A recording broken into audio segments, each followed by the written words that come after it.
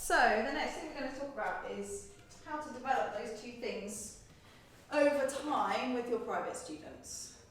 So as we've talked about now, there's a bunch of activities you can do in a group lesson that will make those students in that moment and hopefully longer after more aware of those things.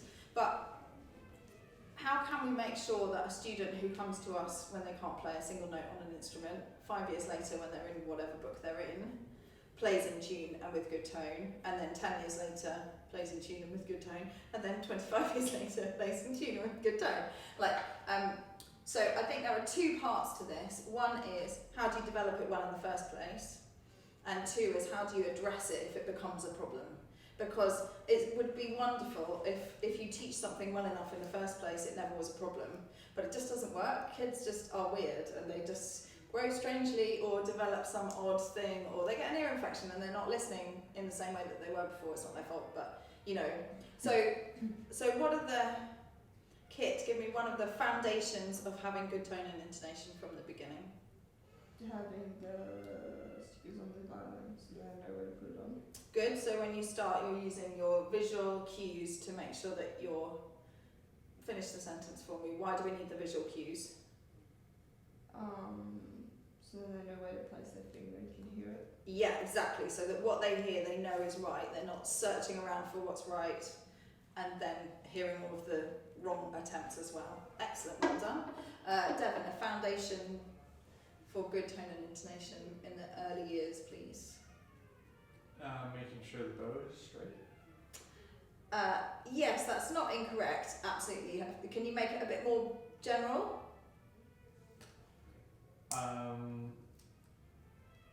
Like having a good... bold. Yeah, very good, yes. I was thinking setup or posture. Yeah. Like basically making sure that how they're playing is correct, because you can't expect to get good sound and good intonation if they're not actually, if it's really difficult for their bow to be parallel with the bridge because, you know, their angles are wrong. Yeah. Yeah, excellent. So thinking about the big three, the big two over there and posture being the other one, that the setup's got to be secure, and then the tone and intonation can come from that. Whereas if you try and put tone and intonation ahead of the setup, then it's kind of cart before the horse. You know, I kind of think of these two as being like this, like the scales of justice. But you know, like on one side we have the posture, it's so important, but you can't hear it. It's about the feeling for that student. And then on the other side we have the tone and the intonation, which are all about what we can hear. And it is possible to do one with a poor version of the other, but those are like, that's what we want to hold in kind of equal measure all the time, is like looking at how they're playing and looking at what it sounds like, whether it's in tune and whether it sounds good. Tone is good. Good. Hannah, another foundation for decent. Parents knowing how to tune. Yeah, very good. What would you recommend if you have an unmusical parent? An app or a clip-on tuner. Yeah, great. So in order for you to teach them that, they just need to know the mechanics of the instrument, don't they? Very good. Kit, another foundation? When like they can see the string vibration maybe? Yeah, that's not wrong, but it's not a basic requirement. What's the most basic requirement? What are the most basic requirements that we are making of our students?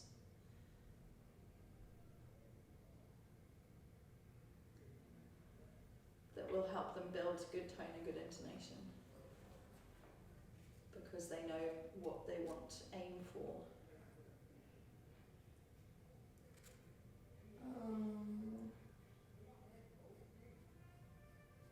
I don't know if it's got the finger patterns. That's something to do with it. You're still thinking too specifically. Again, that's really helpful. It's very difficult to play with good intonation if you don't understand your finger patterns, but this is much, much more basic. Right, parent comes to the first lesson, what do you tell them they have to do that week at home?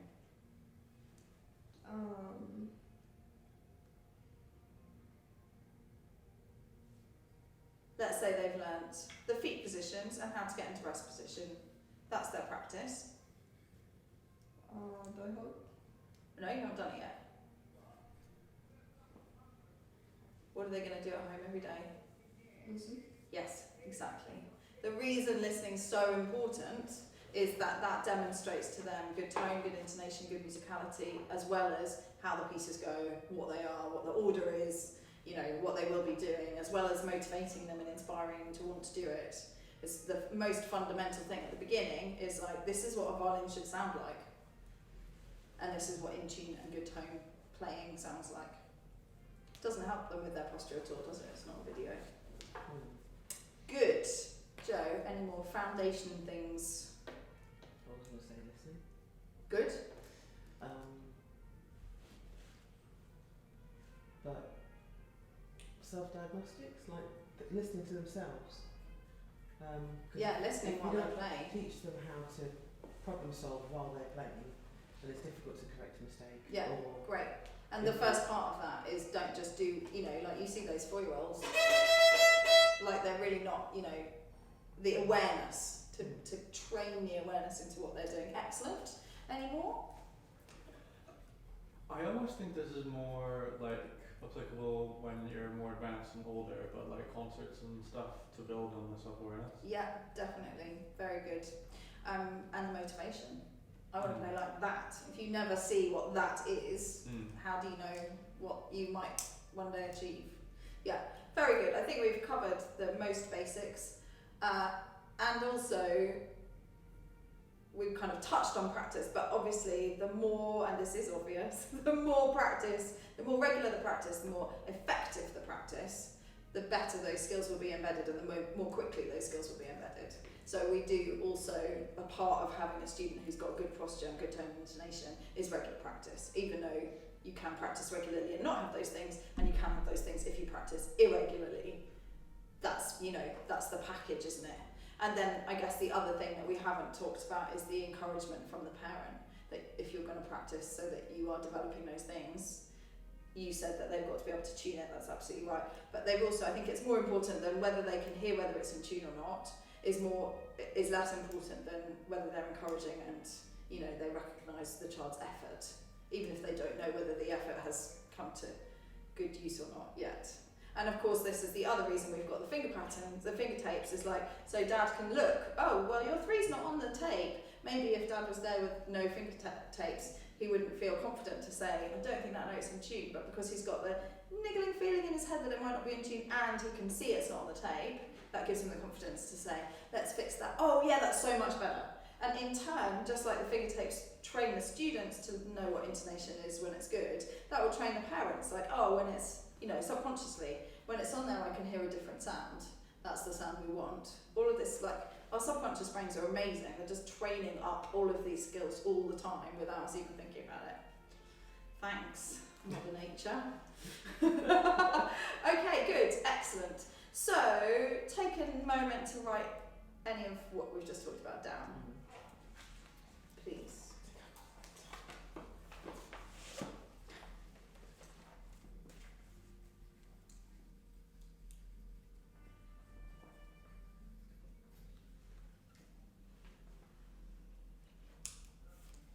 That reminds me.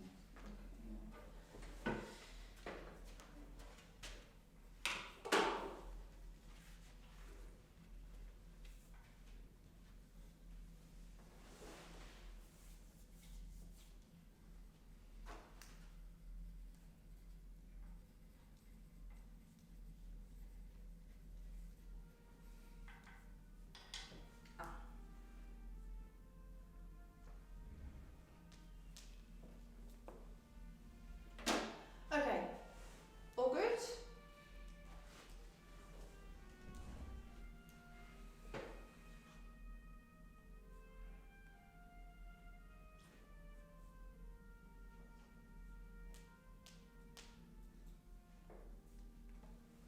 Okay, good.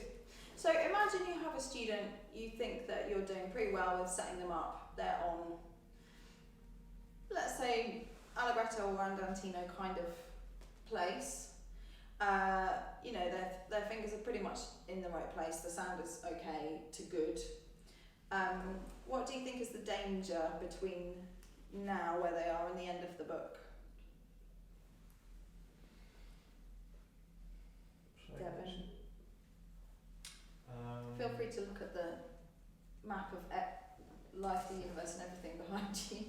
So, what's at the end of the book then? Losing intonation, or what's? Yeah, so losing intonation is definitely one of the danger points. Yeah. Why though? Because then you're doing more complicated stuff like adding fours, Good. different finger positions. Yeah, Yeah. exactly. And also, Kit.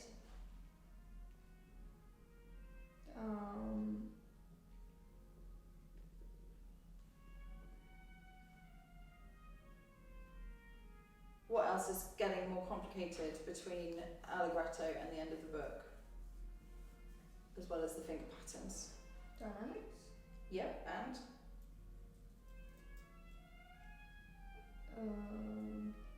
Bowing. Yep, and?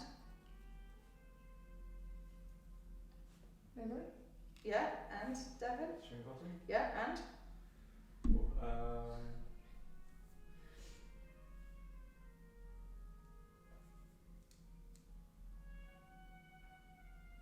Different rooms. Yeah, and?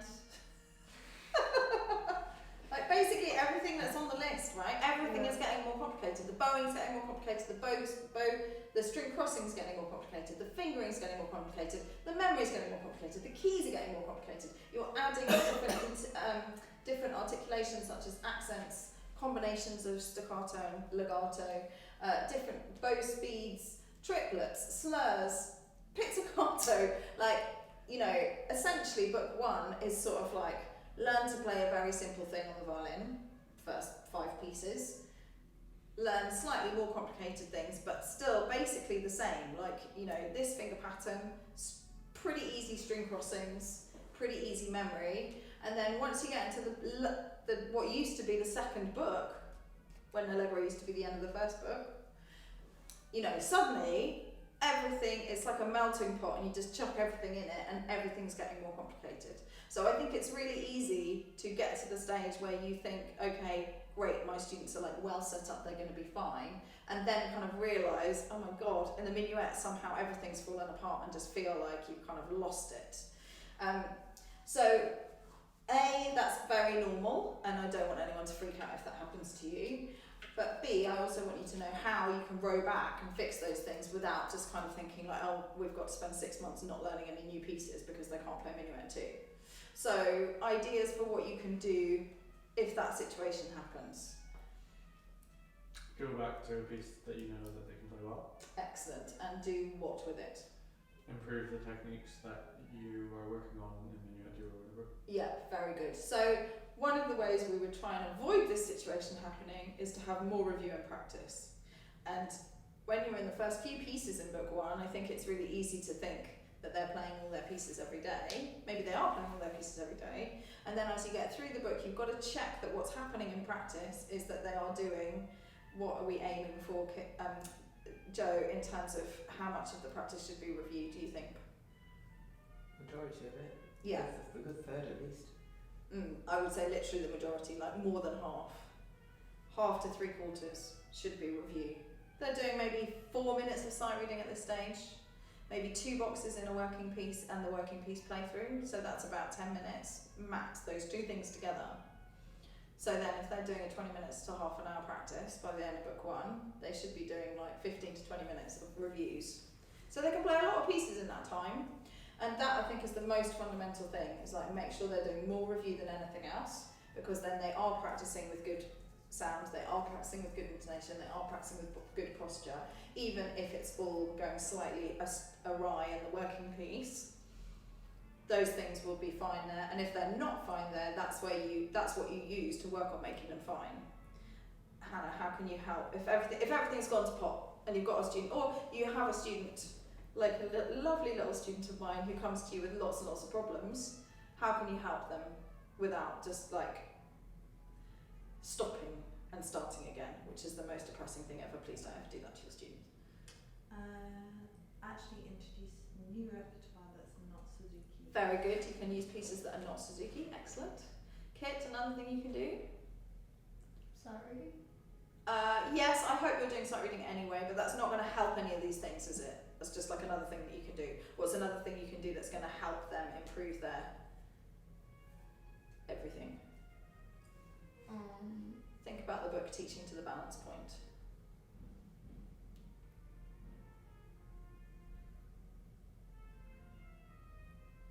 Anyone in the room, what do you think is the main point about teaching from the balance point? What would be one of the big things you take away from it? I think I would try and look at something they can do and reinforce that a bit. Good, yeah? And then once you've got a piece that they can do one thing well in, change something else in that piece. Excellent. So you're thinking exactly what I'm thinking, which is basically about priority teaching, isn't it? That's the thing I take from that book. And that's the thing about the 1 point lessons, which is why I don't really use 1 point lessons as a phrase. I don't find it helpful. I always found it really confusing. I'm like, well, it's fine for a 10-minute lesson in an exam, but what about when you've got 45 minutes of a book 5 student in front of you every week? You can't do 1 point lessons, but you can teach to the priority. And that's what I think is the most important thing. So find the thing that, yeah, they can already do, make sure that that is built in, and then choose one thing to tackle next. So if you've got a student whose bow hold is poor, whose posture is poor, whose intonation is poor, whose tone is poor, but they've somehow managed to get, and like, you know, I've been to lots of places where I see lots of these students, they're not unusual, they've somehow managed to get to minuet 3, for example. How are you going to work out what's the first thing that they need to do? Correct the posture, tone, Yeah. intonation. You can't fix anything in tone and intonation helpfully until you've made sure that they're set up right. And the setup has to go from the most central part outwards. So if this bit isn't right, that bit probably won't be right too. But if you fix this without fixing this, then you've just moved the problem somewhere else. So you have to set the shoulder and the head position up best first, then you can sort the waterfall out, and then you can sort the bow hold and the bow arm out. But if this is not sorted out first, the foundation is not going to be right. I have real issues with that. Like, because if a child needs a non-standard kind of setup, Yeah. I'm like, what can I use? What do we do? Yes, we can go back to sponges, but it doesn't always work. There is always something that will work for each student, and in my experience, there aren't that many kids, unless you're talking about physically different children, like not within the realms of normality, but like a physically disabled student. I think it's 95% of the time about tension or habits or something that you're not seeing, rather than actually this child is so like, you know, if you think of a group of 30 kids, the difference is just not that big between the fat ones and the thin ones and the tall ones and the small ones and the ones who've got more tension or less tension. Like, you know, the range is quite small, and the number of things we've got here that can help is quite big. So I think in most cases, if you've got a student who you just can't find what's comfortable, I suspect it's to do with what they're doing rather than the hardware. Can it also be like because they're just too small and they're 3 years old to 2 years old? I don't think it's to do with age. It could be because they're not bothered. Because I mean, definitely, it's really difficult to get a student to fix this. You know, like lovely Noelle, she does try a bit, but like basically she's sort of like, this is where I like it, and she'll put it back there. And so a part of me is like, well, we're just going to have to wait until she's ready to accept that that's not going to serve her. And that's the other thing about it, isn't it? It's like, if you can't explain to a student why it's worth fixing, then maybe it's not worth fixing at that moment. You know, like a decent bow hold, like, you know, I've had a student in book 4 and I was like going on and on and on at her about her bow hold, and I was like, you will not be able to play country dance unless you fix your bow hold. But in her mind, she's like, I want Vivaldi A minor. Like, it's like saying to someone when they're 16, don't smoke because you'll die when you're 40. They're like, you know, like, it's impossible for them to imagine. And so actually I just stopped bothering about it until we were like nearly at country dance, and then when we started to do Up Bow Spiccato and she couldn't do it, I was like, okay, will you listen to me now, and can we fix your bow hold? Because this is what I've been trying to avoid, is the situation where you can't do something, but you've been giving me pushback about it, and so if you won't do it because you trust me, let's do it now because you can see that it's real. And then she did it, it's great. So, you know, I do think, yeah, like it's not about the age, but it can be about the motivation. Sometimes they just think.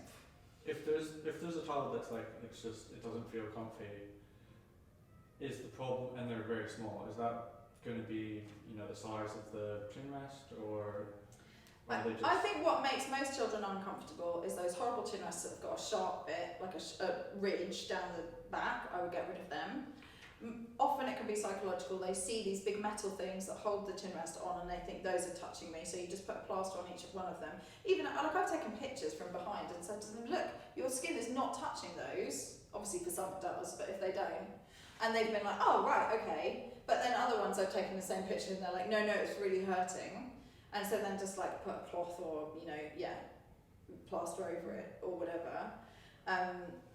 But I think most of the time, it's not about the age. I think that the younger ones have less issues really. I think most of mine who come up against shoulder and head problems are kind of between 7 and 10. And it's more that they've kind of grown and it's not comfortable like it used to be, or they've gone on to a bigger violin, and then I would just go back to like turning tips in the air, find, you know, literally stop the traffic, find a good waterfall, find a good violin posture, you know, the really easy stuff, and just keep talking to them about this is to make you comfortable, this is not to baby you, this is not to make you do what I want you to do, this is so that you will feel comfortably playing your violin and you'll be able to play for as long as you want. Yeah, I've got one that's got a long neck and she's got very narrow like thin shoulders. I do think a sponge can just be a really good solution. Yeah, but I've been playing around with the different sizes because I've got them in my room so I can do that. But if you get a bigger sponge that helps the front, it's too big for the back. I have cut them with you can cut them with a carving knife. Oh. Yeah. Because I had like a 3-year-old that I had this issue with, and I tried like 2 different sponges. I tried cutting the sponge, and he was still complaining about it. And then you sort of like, it helped a bit more to not have anything, but then obviously that's not the solution long term. But I couldn't really figure out what to do, really. Are you still teaching him? No, this was a while ago. Yeah.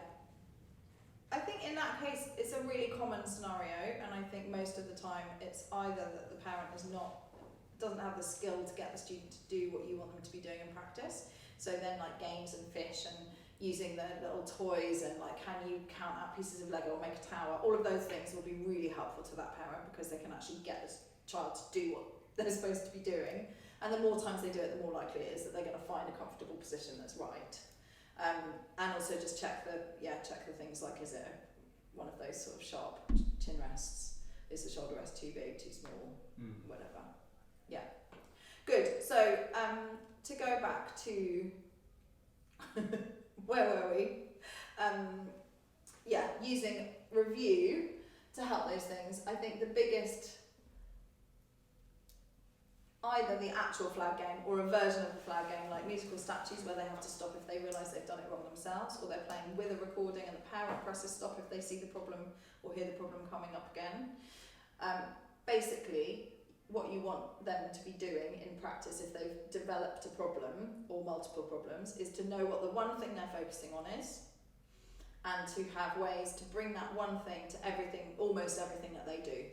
So if you think about a student who's in book 3, maybe practicing for half an hour, they would easily have time to play 5 book 1 pieces, 2 or 3 book 2 pieces, and then a book 3 piece, playing all the different versions of the games for whether their posture is good or not. Make sure they've got lots of stopping to do, physical warm-ups and shaking out and stretching, things like that. You might set them watching find someone on YouTube who's got really good technique. They quite like that. Find a kid, go and watch a bunch of different kids play this piece. There are loads of Suzuki kids all over YouTube. Some of them are brilliant, some of them are awful. It's quite fun for the student to I think I've looked at these 5 and I think this one's got the best posture. Well, why do you think it's the best posture? Well, look at the left hand, or look at the head, or look at, for them to kind of teach their parents and to teach you about what they've noticed is really empowering for them and really good fun and effective. But at its most basic level, you want to be doing lots of easy things for them where they can make sure that that thing is correct. So that they're spending more time with that thing correct than they're spending with it wrong. And therefore, over time, it will kind of the trickle-down effect, they'll stop doing it in their working piece. But if you've got a student who's on, pick a piece, Joe. Two Grenadiers. the two Grenadiers and is playing like this, you're going to go through a stage where they can play all of their reviews perfectly and then this still happens.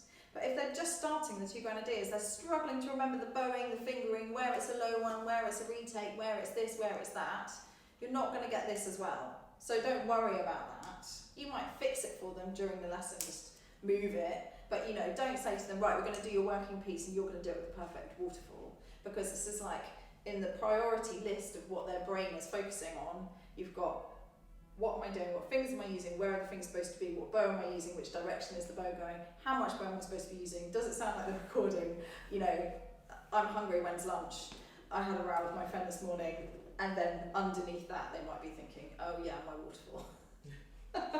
So don't try and sort of bring that, you know, you can't override all of that. Whereas in Twinkle, yeah, you can override it because they know exactly what they're doing. So, yeah. Is any of that new, and does it help to be reminded of it? If not, It helps to be reminded of it. good. Kit, does that? Sorry, my brain is terrible today. Devon, does that make sense to you? Yeah. Kit. Good.